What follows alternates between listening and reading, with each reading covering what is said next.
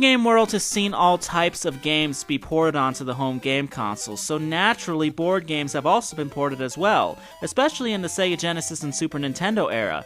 Today I'm going to be looking at 3 games, Monopoly, Clue, and Risk. So do board games belong on game consoles? Let's find out.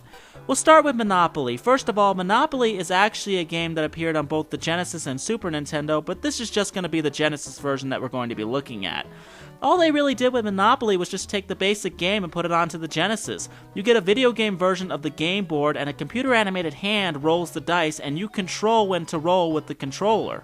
One of the differences here is that they've animated the pieces to show them moving the amount of spaces that you rolled. They've added sound effects and animated backgrounds. Another difference between the real game and the video game version is that with the board game, you can at least take breaks from it and leave it sitting around.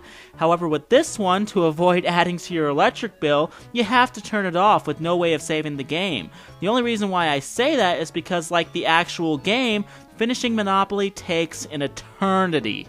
Like the real game, when you land on property, you have the option to buy or have it auctioned off. This is really the type of game where you have to have 2 or more players to play because you will not be able to stay awake if you're alone. Yes, it is nice at first to see Monopoly on a video game console. All of the cool sound effects, seeing the pieces move to their places with the cool animated backgrounds, and also hearing the Monopoly guy talk is pretty cool too, and the digitized voice is done very well.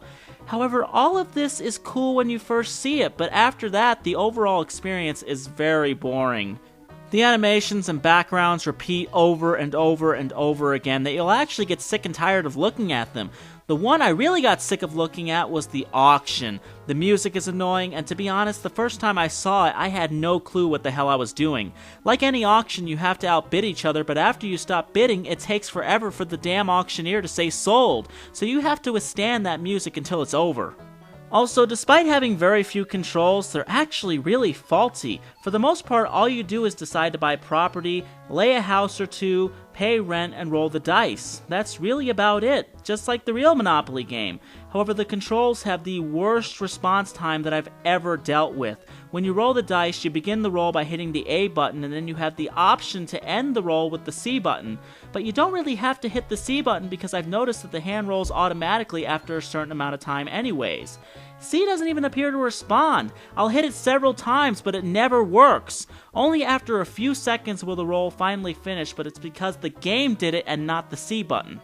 That's really about it. So overall, it's cool to look at first, but Monopoly is really one of those games that should be played on a game board and not a video game cartridge or CD. They've tried to do it on the current generation of consoles too, but they suffered the same results, and considering the cost of video games now, you're better off getting the board game anyways.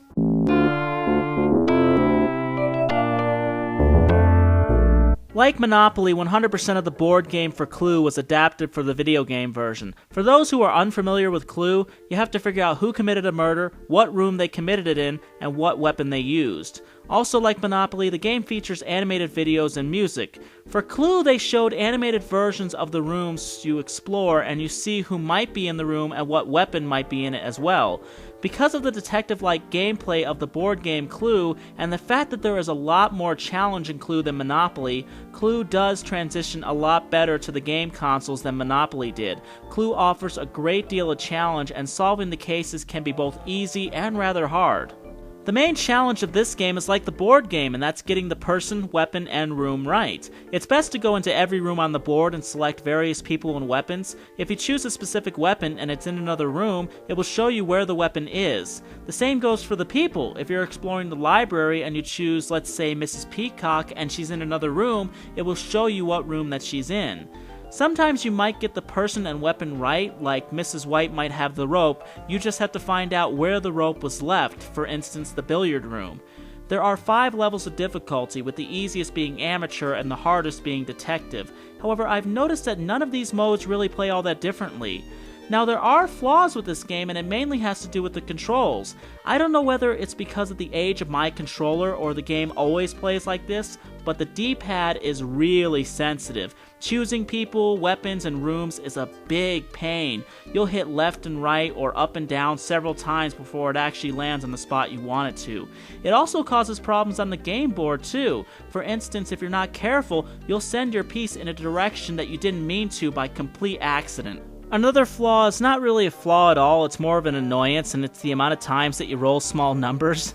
It might sound like a pointless thing to complain about, but there were times I would constantly roll a 1 and it took me 10 tries to get into a room. Graphically, the game looks okay. It's a pretty simple looking Genesis game, and it's easy to see why, because all it is a board game. But to its credit, the tiny cutscenes do look good, and the music, when it's playing, matches the game wonderfully. So overall, Clue is a much better experience than Monopoly was. It might not be the best game ever made, but it's entertaining to say the least.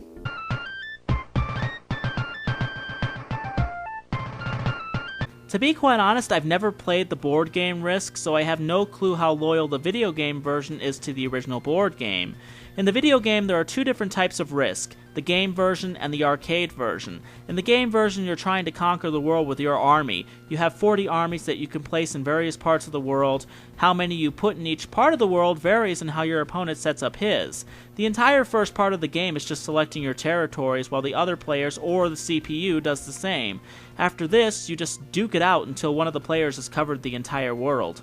When battling, you scroll through the map, picking the ones that you want to face. When you select one, it gives you the options to attack. There's a regular attack, a continuous attack, or a fast battle. When attacking, you go into this kind of 3D environment where you're firing a cannon at your opponent. While in continuous attack, you're doing the same thing, except you don't control the cannons, they fire on their own. In all honesty, I hate the regular attacks where you control the cannons. The shots never seem to go where you want them to go, and yet your opponents nail you way too easily. The main problem is that there's no way to aim the cannons. Also, the shots, despite my best efforts, 90% of the time didn't even have the power to actually make it to the opposition. Only sometimes, out of pure luck, would the shots manage to make it that far. The arcade game is essentially the same thing, where you select your countries and you have the same number of armies that you can place in the countries that you choose, and when you're done with that, the battle begins.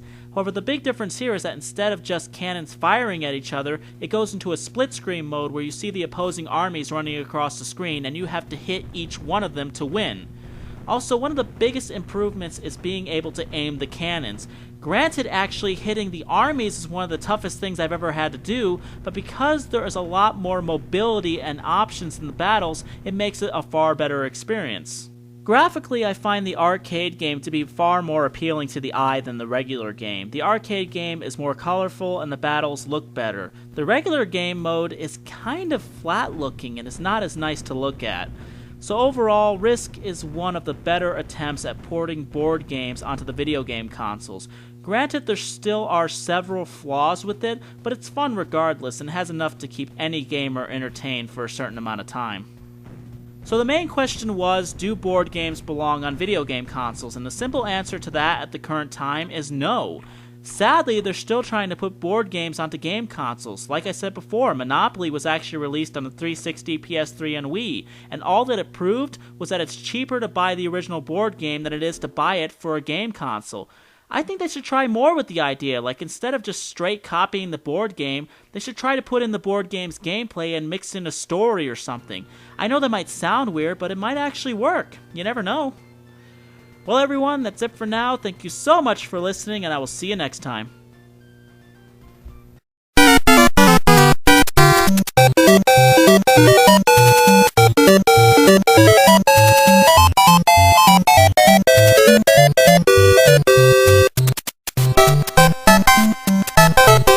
Thank you.